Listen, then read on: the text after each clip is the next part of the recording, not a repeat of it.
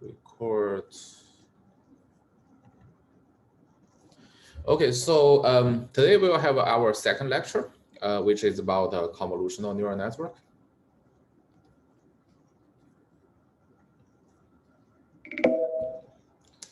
Okay, so this is the outline of the lecture today. So we will start by trying to understand image data, and then we will talk about convolutional neural network and its various parts. And lastly, we will talk about some of the extended CNN models. Okay, so we discussed about the no free lunch theorem on our last lecture, which state that there is no omnipotent model that perform better than every other model on every single task. So this tells us that we have to design specific model that perform well on specific task instead of trying to design a model that perform well on every single task. So how do we find the model that perform well on certain type of tasks? For example, if we are trying to analyze some image, how do we find a model that perform well on an image?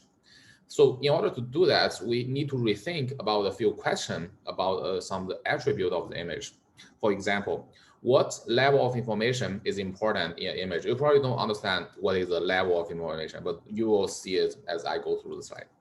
What kind of symmetry is embedded in the image? That's also a very important question that you have to understand. So the way to get an answer for those questions is by learning from data. So learning from data, we will be able to understand why such a model is useful for this type of data. And that's why when I start talking about this kind of model design, model engineering, I would like to start from actually looking at the data instead of looking at the actual model. Okay, so since today our topic is to analyze image, we will start by looking at some image data. So first of all, I want to give you some pixel level information of image. So if you look at this pixel, well, to be honest, when I first look at it, I don't know what it is. You know, some kind of yellowish, I don't know, with some kind of weird pattern out of it. I don't know what it is. It doesn't really give me any information.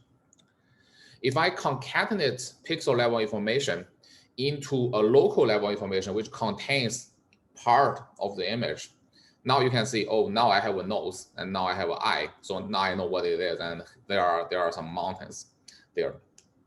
So this tells me some useful information of the image, but it's not enough for me to figure out what exactly this image is. Only when I aggregate all the local level information together into the full image can I now recognize, oh, okay, so this is the Mona Lisa. This is from Leonardo da Vinci. This three-step, the pixel level, local level, and global level are kind of the three levels of information we are looking at when we are trying to figure out what an image is. And you can see that the importance of the different levels are actually different. So the other important feature in image data is what we call the equivariance of translation. So when we are trying to look at this figure, we know, oh, there are a lot of cats, 1, 2, 3, 4, 5, 6.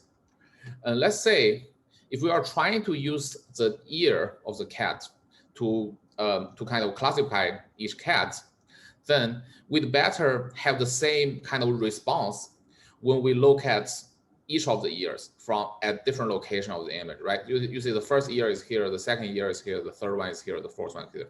They are at different locations, but they are the same object. We want the machine to understand that all of those are ears regardless of their location. So this is what we want from an image neural network, which is equivariance to the translation of our kind of point of view. Lastly, image has a kind of a multi-channel nature. So for example, when you look at this picture, you usually decompose them into a red, a gray, and blue color channel. And there are often, a grayscale. So that's what we call the RGB image. So the inputs to your neural network should not only be just one image, but it's actually four. One on the red scale, one on the blue scale, one on the blue scale, one on the gray scale, and the other one on the gray scale. Okay, so this is what we learned from the image, just to summary. So first of all, each image contains an extremely large amount of flow point input. So 1024 times 768 image, which is actually not a very large, very high resolution image, already contain 780,000 input per channel. And remember, we have 4 channels. So that's a lot of float point numbers. However, the pixel level information, as we discussed, so each point, each value in this float point array alone by itself is actually not that useful. So this is also sometimes what we refer to as a sparsity of image. So when we talk about sparsity in math, we already say, okay, there is a 0 in the matrix. There are a lot of zeros in the matrix, then that's a sparse matrix. But an image is actually, it doesn't contain 0. Those float point numbers, they are actual numbers, they are not zeros. But the image, the information that contains in each single pixel is still very small. So it doesn't convey you too much unless you aggregate the pixel level information into a local level information, for example, an eye or a nose or some kind of local feature, and that will be useful. But using the local level information alone is not enough to make a recognition of the image. So if you want to actually understand what's the content in the image, you will need something called a global level awareness. And that arises by combining all the local level information. And lastly, we also want to take care of the equivariance of transition, as we discussed on 2 slides ago. And also, image data are often multi-channel. So that means we have to be able to simultaneously handle more than one input. So, okay, so now let's say, let's try to use a fully connected neural network we discussed on last lecture to solve an image problem. So we discussed about this universal approximation theorem, which states that it's possible to use a 3-layer fully connected neural network to approximate any function, given only some kind of mild restriction on the activation function. So if we design a fully connected neural network to analyze a 1024 times 768 image, which is not a very high resolution image, then we will, for each neuron, we need 1 weight per pixel in this image. So that is 780,000 pixel plus 1 bias times 4 weights. And that's already a lot of weights, float point weight numbers. And if you have 100 neurons in our first layer, then the parameter of the neural network easily exceed 78 million. So that's a huge model. And to be honest, 100 neurons is not a very large number of neurons in the neural network. May I ask a question, please? Oh, yeah, go ahead. In this example, what would be x1? Oh, x is the first pixel in this image. The pixel, what of the pixel? The value of the pixel. So the pixel contains, each pixel contains 4 float point number, right? 1 for red, 1 for green, 1 for blue, 1 for grayscale. Okay, so the color is the input. Well, yeah, it's a number corresponding to the color scale, yes. Oh, okay, thank you. Yeah. Okay, so if we have 100 neurons in the first layer, then again, as I mentioned, this is a huge model. And so if we attempt to train this neural network, so basically because the fully connected neural network assign a single weight to every single pixel of the image and treats them with equal footing. So the neural network doesn't really have a preference on any of the weights prior to training. So, and as we mentioned, pixel level information is really not that useful. It doesn't convey us too much information of the image. The fully connected neural network can easily get lost in the sea of pixels. It's going to be extremely hard to optimize the fully connected neural network to recognize local level information and further gain the global awareness. So, and also fully connected neural network is not equivariant to transition, because if you think about this cat picture, then the picture correspond to different ears. They are actually different, completely independent weights. So it's hard for the fully connected neural network to recognize, oh, they are actually correspond to the same thing. So basically, the universal approximation theorem says such a 3-layer fully connected model exists, but it's not possible to train. So that's another reason why we do not want to only use fully connected neural networks to solve for every single problem. That's because it's not just that we don't know how many parameters are in our second layer, but even if we do, it's also really, really hard to train the model to actually perform the task we want. So just to give you a good analogy about this. So we know that Legend is going to be built probably at Snow Lab, hopefully. So if I try to walk from Durham to Snow Lab, from Chapel Hill to Snow Lab, you see there is a route actually exists. I mean, it's possible to walk, but it just takes 308 hours, and I'm just simply not going to walk that far. So this is like, training a fully connected neural network to classify image. It's possible, but I'm just simply not going to do it. Okay, so this is the first kind of a subsection of this lecture. I will use this part to take any questions, and I also prepared a question for all of you. So my question is, we discussed about some of the local level informations. Are all the local level informations equally important when the neural network, when we are trying to make a decision on the image? Does anyone would like to try this question? Yeah, thank you for the pause. May I ask a question before I answer this question? Oh, sure, sure. So if you switch from pixel to localized information, what would be the X again? Because a pixel can pick up color, but if it's localized, it's a patch of the picture. Which number would be X? Well, I mean, it's the same neural network. We didn't change anything about neural network. So here I'm talking about the image. I haven't started building the model yet, Jing. So it's going to be the same. Well, I mean, No, there that's not haven't been any model. Yeah. So the X is still the whole image pretty much. But I'm just talking about different part of the image. I understand that. Yeah. My question is that in a case of pixel, the input for each of the X is the number representing the color of that pixel. Yeah. However, you switch from one pixel to a patch of the image, which is what you call the local, and then you have many pixels. Then yeah, I'm not sure which. So I'm not sure which is X in that case, because you have so many pixels, you have so many different colors. Are you taking the average of the number? No. Okay. So the idea is that a neural network should be able to aggregate local pixel level information to a local level information. So that's something we want the neural network to do during the training, but we don't do it ourselves. If we do it ourselves, then that's not machine learning.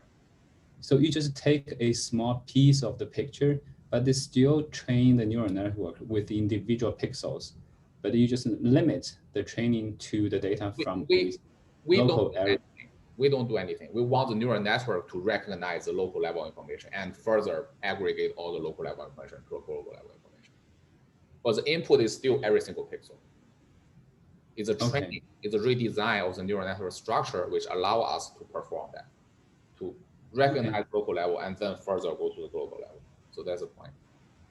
Have we covered how does the neural network recognize local? No. This is the first section is just like a quick introduction. To your question, I think of course local level information may not be equally important. Okay. So we care about the structure. We care about the features. Yeah, so exactly. And then we need features. Yes. So just to quickly emphasize on okay, I don't know why I can't. Okay, something is wrong with my sharing. 1 second.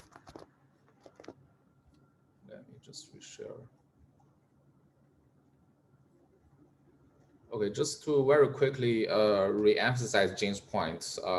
So if you look at those local level informations, you can see the nose and the eye, they are probably telling me a lot of information, but the mountain behind Mona Lisa, that doesn't really tell me anything. So basically, as Jim pointed out, the local level information are not equally important. So again, the neural network, if the neural network is successfully designed and trained, it should be able to pick out the different level of importance on the local level information as well.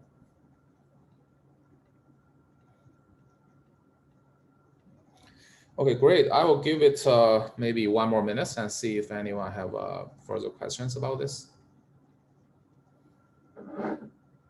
Well, if you have time, I would say argue that the opposite. I would argue, in an infinity ensemble, all the local level information are equally important because you do not know where the important ones are. So this leads to the fact that you need to have some expectation of features, right? If you wanted to refine what kind of level you want to extract, you actually need to know the features you are looking for in the first place. Well, yeah. So that might be, right. I think Wenchen, you are still kind of thinking in the way of the traditional analysis, which is actually different from machine learning. So you are right. Prior to training, every single local level information is equally important because you don't know what's the content inside it.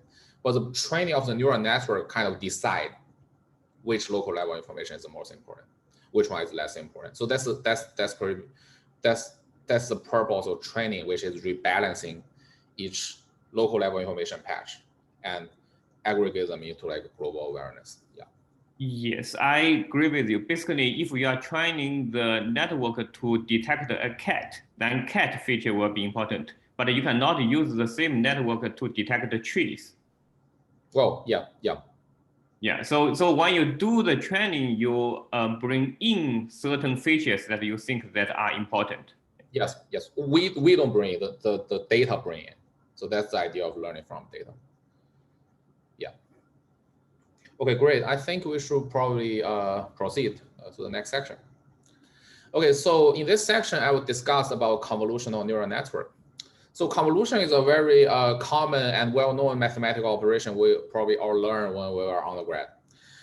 So there is a discrete version of the convolution, which is performed using this equation. And I think if you are from a germanium detector background, this equation should be very familiar with you. So discrete convolution, because discrete convolution is very commonly used in digital signal processing. For example, when you are trying to get the energy of the germanium detector, you use a trapezoidal filter to filter through your waveform.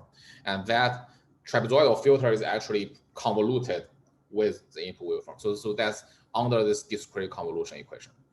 So of course, both of this equation is performed on one dimension, and it's very easy to extend it to two dimension. Especially the discrete convolution to two dimension, which is in this form. So S is equal to I, which is the image input times K, which we call the kernel.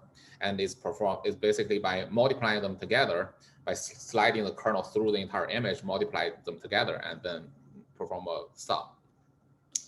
Okay, so this is actually what convolutional layers in a convolutional neural network is doing. So the idea is that each convolutional layer contains a set of kernels, so not just one, but multiple, as many as we want. Or they are sometimes called filters, because we have a trapezoidal filter for germanium detector, and analogously, we can also have filter for our image. So the value within those kernel changes during the training process. So remember, in fully connected neural network, the kernel is a weight we multiply to our input vector. So here, the kernel in a convolutional neural network is just this convolutional filters. So, and then what we do is that we slice this kernel over the surface of the image. For each step, we multiply the weight, which is in red number in the kernel, to the input, to the input, and then we perform a sum. So that summation is outputted into what we call a feature map. So this process, if you remember the equation from the last slide, it actually resembles the 2D discrete convolution process that we discussed just one slide earlier. Okay, so now let's think about it. Why convolution works, but fully connected neural network does not work? So convolution is the same as a filtering process in germanium detector, except that the shape of the filter changes with respect to data. So we don't have a trapezoid, but we have a arbitrary, the number of the weight in the kernel is arbitrary. So it's like an arbitrary shaped filter. During the training, we tune the filter so that it best reproduce our purpose for classification or regression or any kind of task based on the loss function. Convolutional layer solves a set of key problems we brought up in the previous section.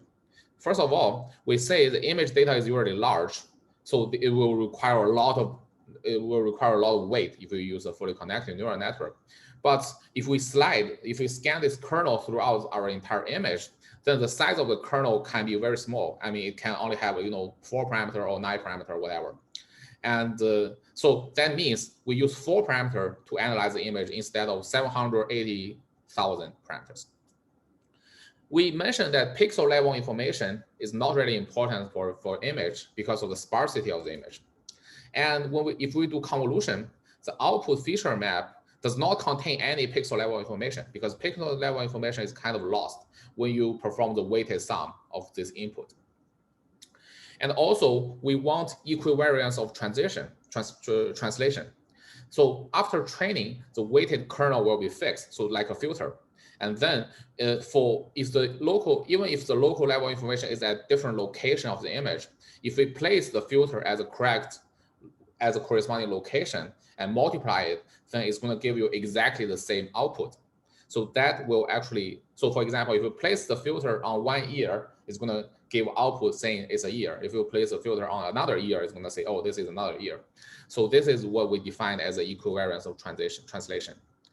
So we are still missing the process of assembling local level information to a global level awareness. So is this also achievable in convolutional layer?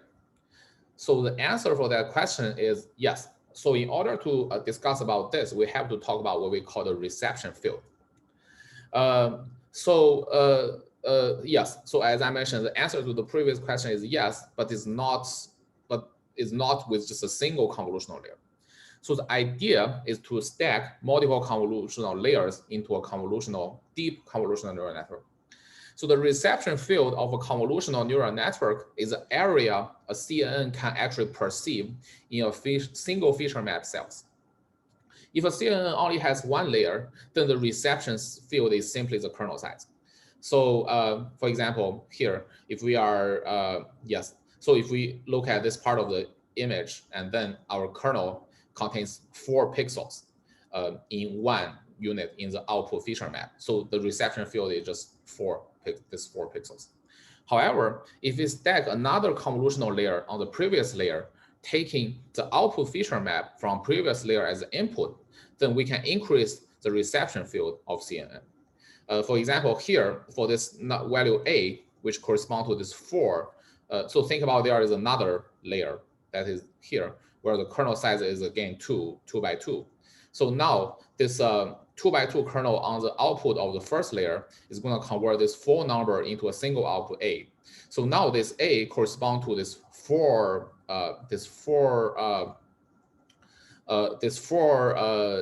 pixels or a unit in the input in the feature map, and then this 4 can also be expanded to 9 input pixels in the original image. So you can see that is how, by introducing more layers into the convolutional neural network, we can actually increase the size of the reception field of the neural network. So if you have a larger reception field, ideally it's going to cover the entire image. So that reception field will actually help the convolutional neural network to gain the global awareness. Thus, a deeper convolutional neural network is always preferred for performing an image task. Okay, so the next thing I would like to talk about is what we call a pooling layer. So sometimes even after several layers of convolution, the size of the input might still be too large to gain global awareness. So that's when the pooling layer will come into play. So a pooling layer is applied to the intermediate feature maps of the CNN to solve this problem. So the idea of a pooling layer is very simple. So basically, for example, you have this input image, and you split it into 4 blocks. For each block, you just pick the maximum number. For example, in this red one, we pick the maximum, which is 6. In this green one, we pick the maximum, which is 8, and so on. You get the idea for the yellow one and the blue one. So what's the advantage of the pooling layers? It reduces the dimensionality of the feature map. And also it preserves the spatial invariance of the input image, because the green block is to the right of the red, and on the output, the green is also on the right of the red. So the spatial invariance is kind of preserved in the even outside the pooling layer. And it also introduced additional nonlinearity. As we discussed in the first lecture, nonlinearity is a key for neuron to make nonlinear classification boundary. And lastly, it greatly increased the reception field of the CNN.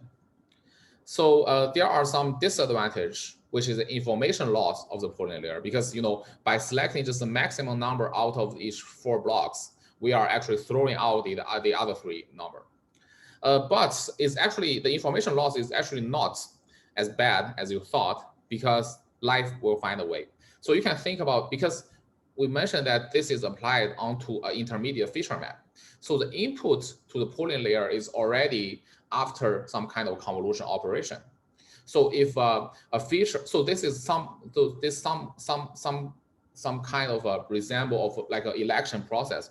So there are 4 pixels corresponding to 4 input in the feature map, and if one of them is really important, then its weight is going to stand out, and the other, so that's the same as winning the election, and the other candidate that is not as important will be thrown away, which is losing the election. So, and then you feed all the pixel which wins the election to the next layer for a further computation. So by this way, it loses some kind of information, but the information loss is not as bad as you thought. Okay, so if there is another concept called internal covariance shift. So the idea is that as the neural network get deeper and deeper, the output distribution of each layer may tend to shift by a little bit. So if the output shift, then the effect of the law of the activation function on this output would also change. So this is what we call the internal covariance shift, and it's going to actually slow down the convergence of the training. What is the x-axis? When you say shift, oh, the x-axis is just the output of the neural network. Well, it's arbitrary units. So okay, thank you. It doesn't really have a meaning. Only the neural network understand what the parameter is. We don't.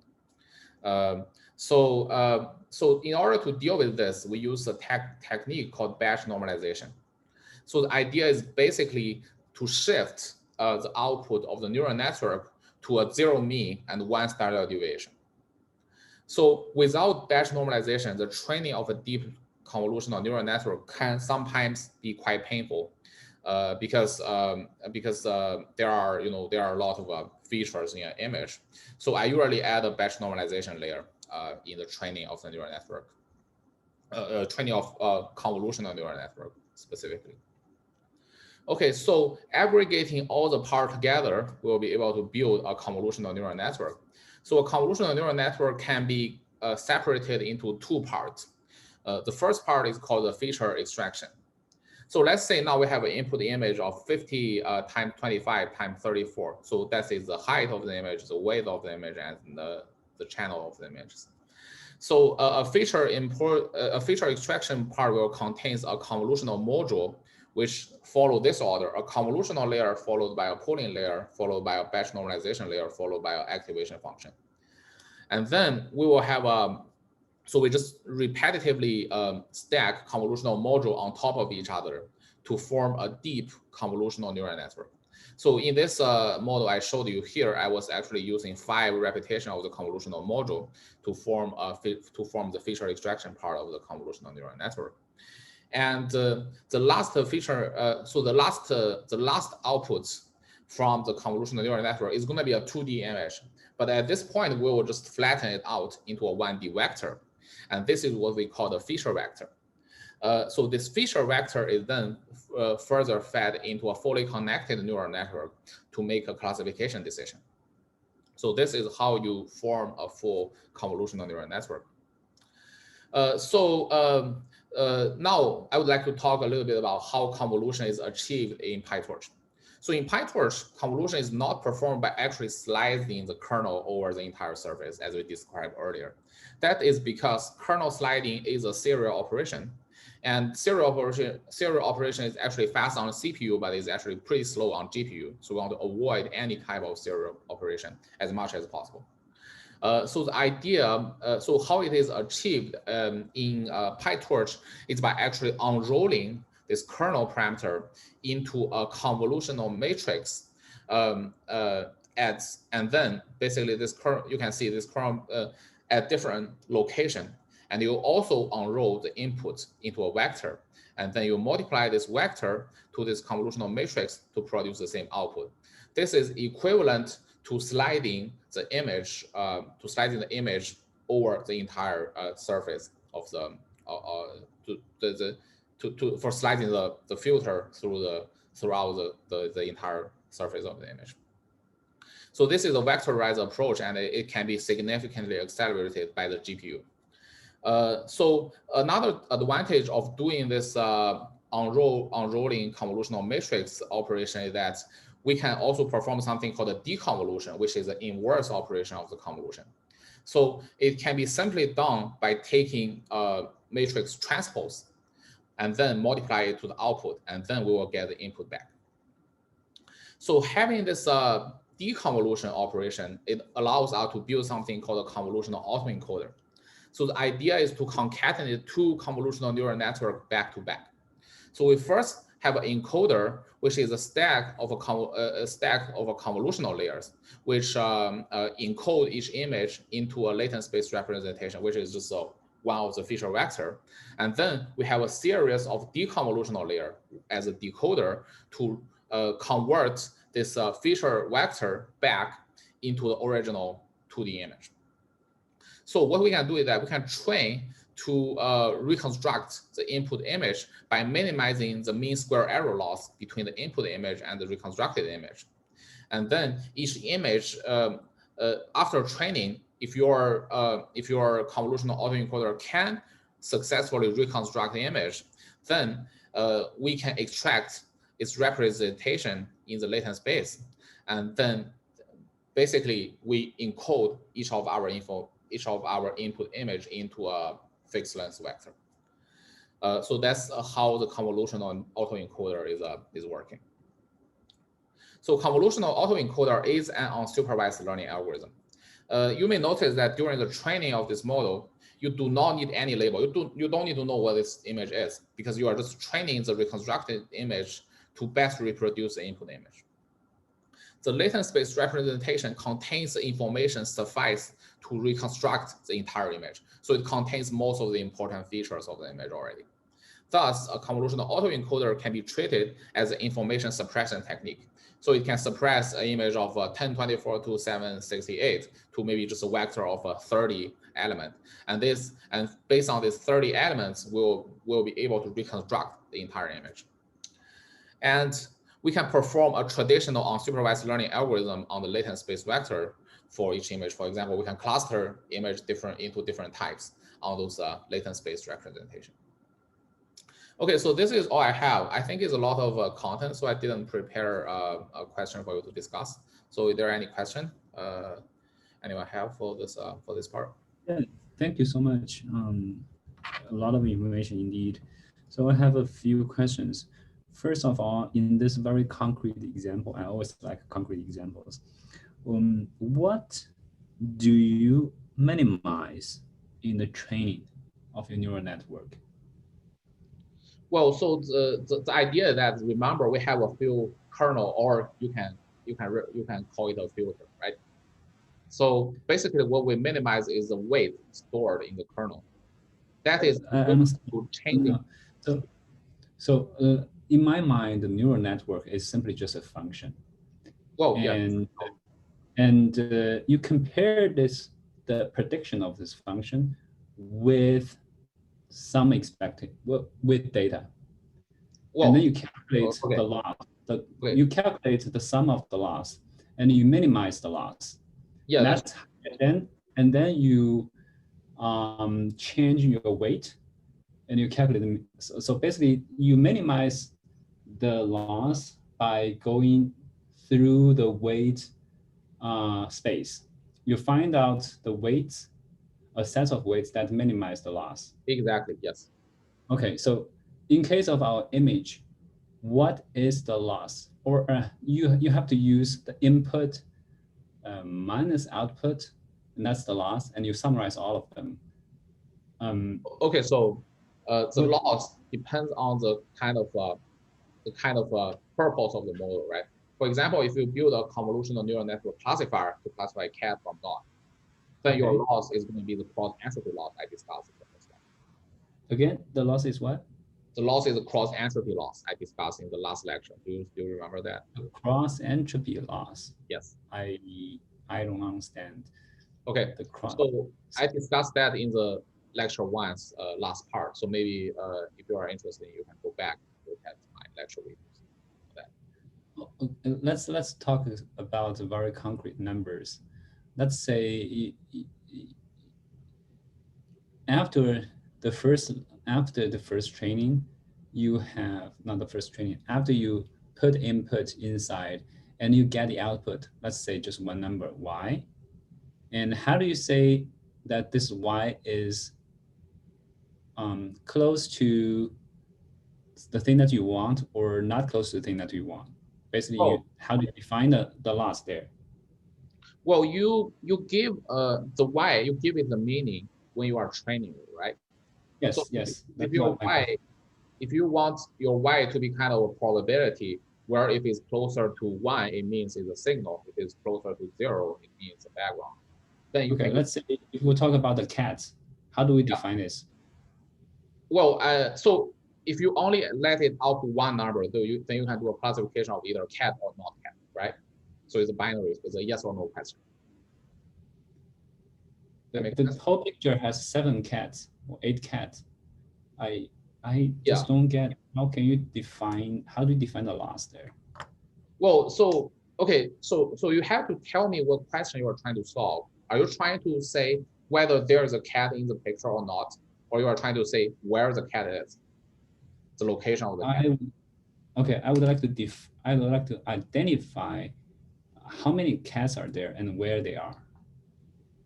Okay, so that's actually okay. So if you want to get how many cats are there, that's actually and where they are, that's actually a more complicated model. I will discuss about it in the next section, but that's not a question. Okay, let's just let's make it simple.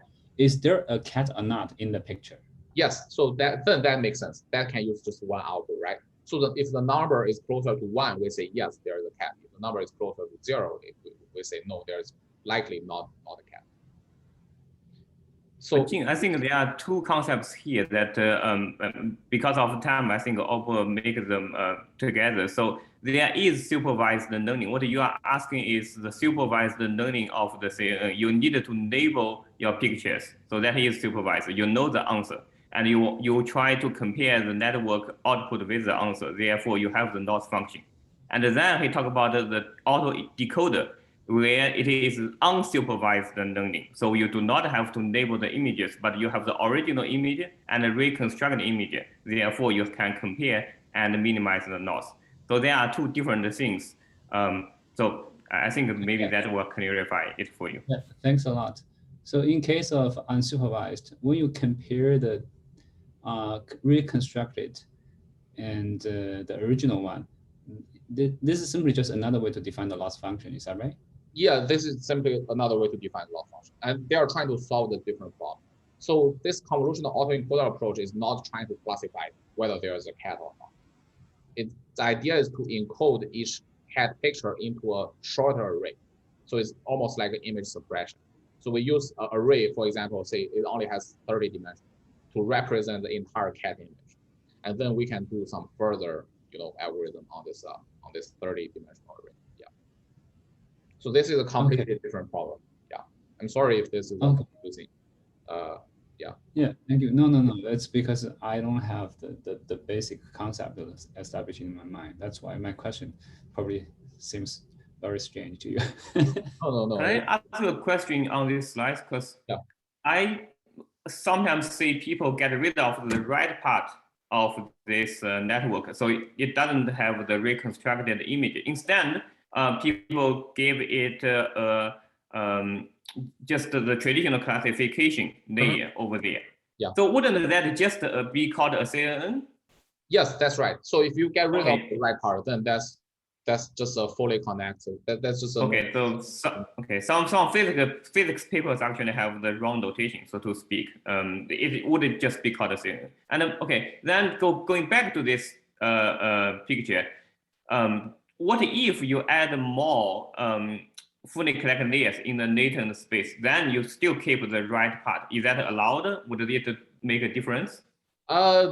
Sometime it will, sometime won't. So I mean, it's really hard to answer this question without having some actual training data, because things could be very different or it could stay the same. Just depends on your training data. Yeah, well, I mean, it's impossible to put an answer without actually trying it out on the data you have. Yeah. Okay, and another thing that I noticed in all your examples of convolution layers, you do not need a activation function after the layers. Is that correct? Oh, sorry, you do. I think you are talking about the previous slide. Yeah, you have a long stream of. Yeah. Sorry, I am trying to. Okay, yeah. So when I show it on this slide, I only show the operation that will change the shape of the image. The activation function doesn't change the shape, so it's not actually shown here. Yeah. But sorry, that's the part I'm always lost. Is there a activation function after each max pooling layer? Well, there should be an activation function after each convolutional layer. Yeah. And so the input for the next layer is after the activation function. Exactly. Yes. But in the algorithm, it seems that the convolution is just convolution. Convolution doesn't include the activation. Yeah, that's right. That's right. That's why we need to add this activation function. So the idea of activation function is just to add some kind of nonlinearity, and this nonlinearity will help the neural network to make a nonlinear classification.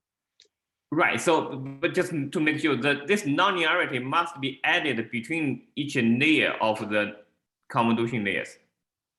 Well, I would say you just add one activation for each convolutional module, and the convolutional module contains a comp layer, a max pooling layer, a batch normalization. Right. Okay. So in other words, you want the input for the next module to be actually nonlinear. Well, yeah, you can think of it that way. Yes. Okay. Thank you for the clarification. Yeah.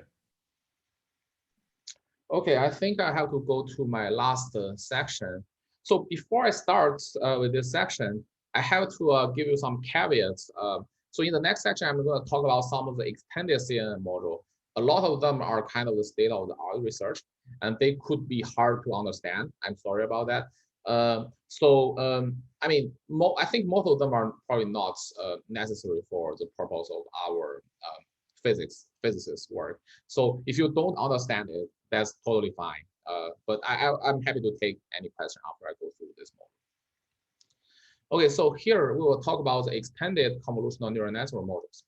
So after learning what we call the vanilla CNN module, we'll extend our reach to some more complicated CNN-based model. For example, first, let's ask three questions. First, how to let CNN extract location information of the object? So far, the vanilla CNN can only tell you whether there's a cat or not, as we discussed in the break earlier. But how do we know exactly where the location of the cat? The second question is how to deal with the image if the image is not flat, does not live on a flat 2D surface. What if it lives on a surface of a cylinder or a sphere? The last question is how to deal with videos which contains a series of images instead of just one image. Okay, so CNN with locational information. So when I show this plot on lecture 1, and when you see this plot, you actually see that it not only tell you this is a person, this is a handbag, but it also give you a box which circle the person and the handbag. So how do we achieve that? So to achieve this, we will need to extract both the classification information and the location information from the convolutional CNN feature extraction, as we discussed in last part. So to do this, we use something called a regional CNN, which is first proposed in this paper. So regional CNN is actually pretty simple. So the idea is to propose part of the image. For example, here you have a man riding a horse, and then you use some kind of blue rectangular box to kind of circle this region. And then you make a classification in this region and say if there is a person, if the answer is yes, then we know, oh, this region has a person. So so basically, So basically the proposed part is what we call the region proposal. And then we run a CNN classifier in each of the proposal. So, and then we label each of the proposed region using the tag we showed on the image we showed 2 slides ago. So this model will require the explicit region proposal prior to training the neural network. And then you usually need a lot of them. For example, here they use 2,000 region proposals. And this is a highly repetitive and redundant process. So in order to expedite that, the idea is to let the neural network learn the regional proposal during the training process. So this is what we call the faster RCN in this paper. So a CNN feature map have some useful property, which is that the relative location of image is preserved. So for example, if you have 2 points, A and B on the original image, after the series of convolutional layers on the feature map, you still have A.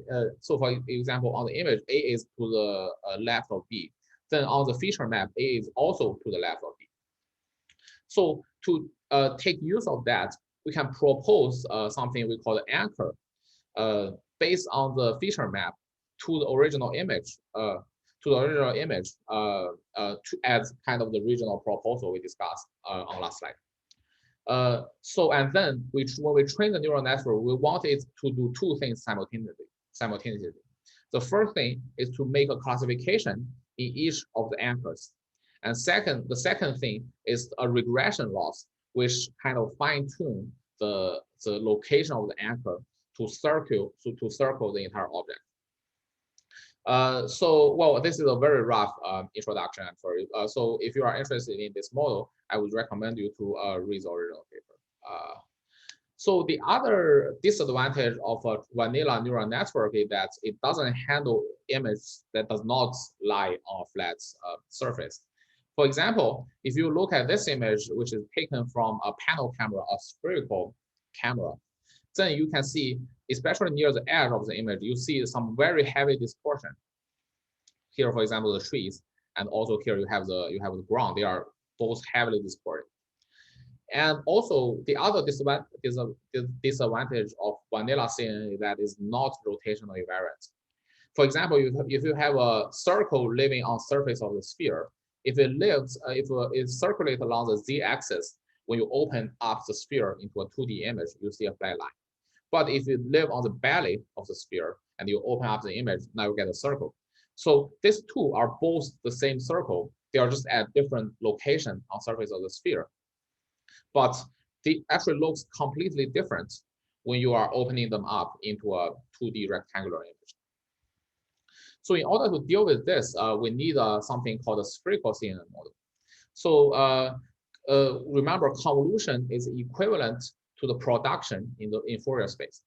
So if we can calculate the Fourier transform of both the spherical image and a certain kind of a weighted kernel, and then we can perform a convolution on a spherical image. And this is achieved by the SO3, by a new recently developed technique called SO3 Fourier transform, which calculates the Fourier transform of a SO3 group.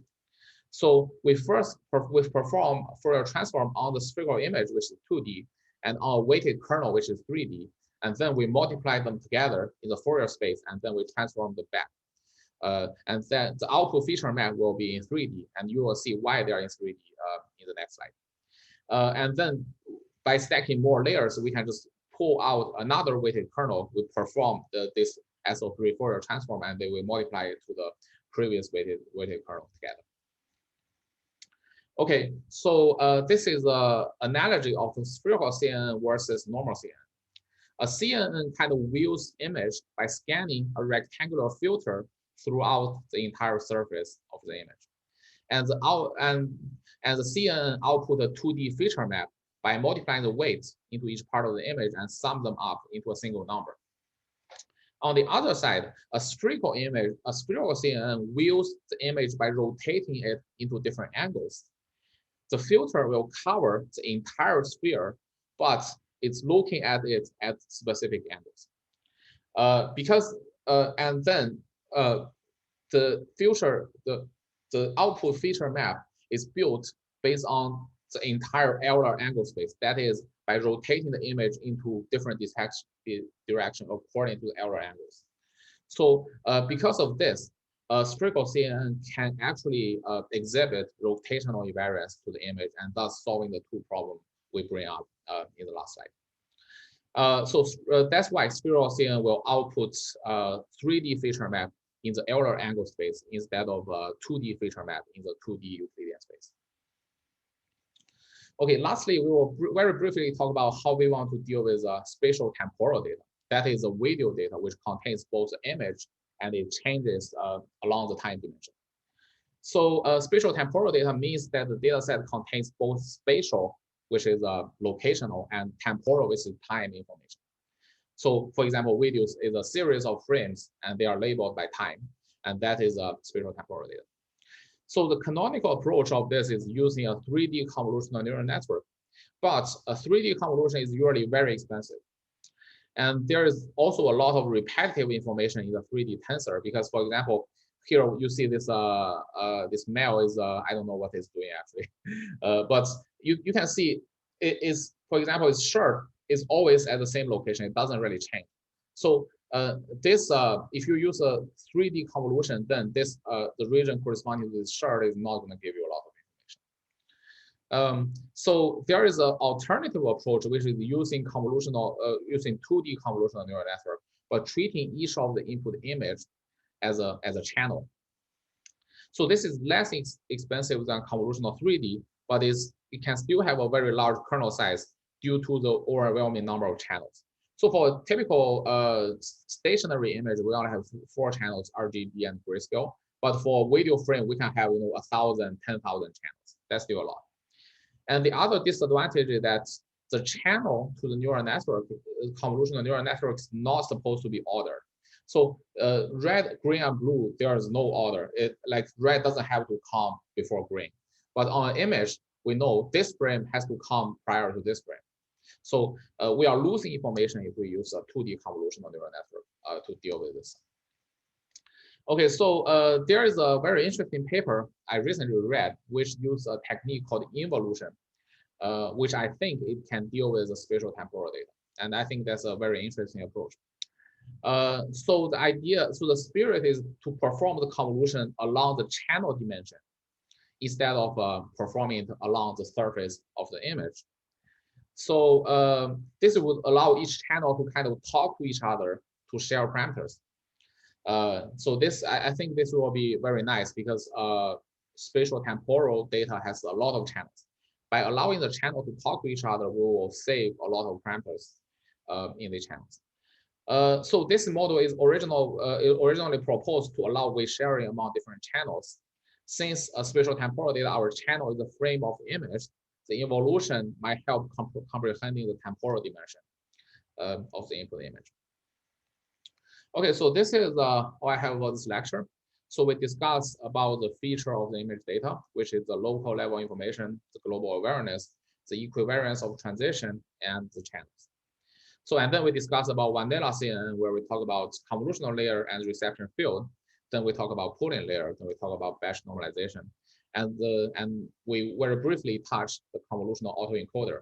And lastly, we discussed a few extended CNN model. As I mentioned, those are all kind of state-of-the-art model, and they are, I understand that they are hard to understand.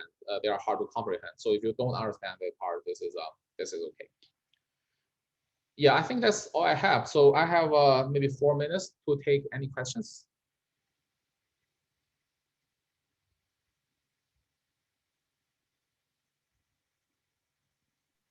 I mean, it doesn't have. May I assume the spherical CNN would be much more computational intensive because of its 3D dimension? Yeah, exactly. It's much more computationally expensive, but actually that's not because of the 3D tensor, 3D kernel, but because the SO3 Fourier transform is quite expensive. So that's the hard part. Yeah. Okay. Yeah. So when you rotate a picture, yeah, how do you pick up the pixel after that? Let's say you rotate it at a random number. Previously, you have a square picture, and you rotate it by 10 degrees. Then how do you pick up pixels then? How do you pick up pixel? I mean, if you rotate, for example, if you rotate a world map, it's still going to be the same shape, right? It just, for example, America is a different place, China is a different place, Europe is a different place. Oh, okay. Now I got it. Yeah, thank you. Yeah, but I think Jane actually bring up a very good point. So when you do this, actually 1 second, let me go back to. So when you do this rotation, what you are actually doing is not, so this is just kind of analogous point of view. So what you actually do is that you perform this Fourier transform to your image, and then you multiply them together. So that's equivalent to rotating the image, but the computation is not the same. The computation is actually performed by the Fourier transform. Great, thank you.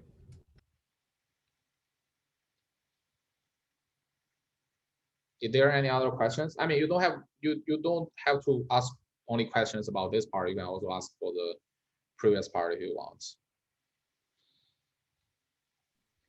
So as far as I know, the autoencoder is a nice denoiser machine.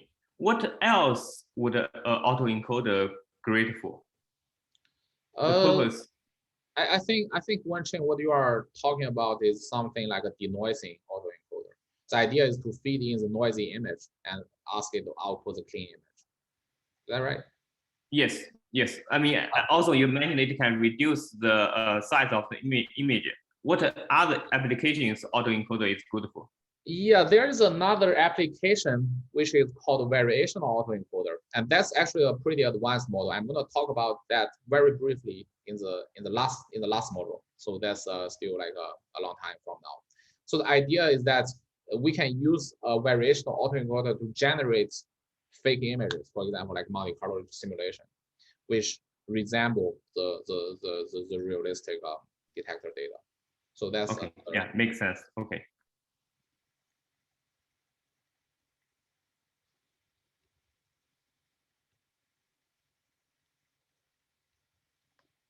Okay, now we are hitting the 11 o'clock mark. So if there is no further questions, so thanks for attending.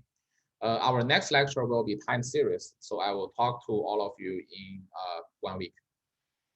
Have a good day. Thank you.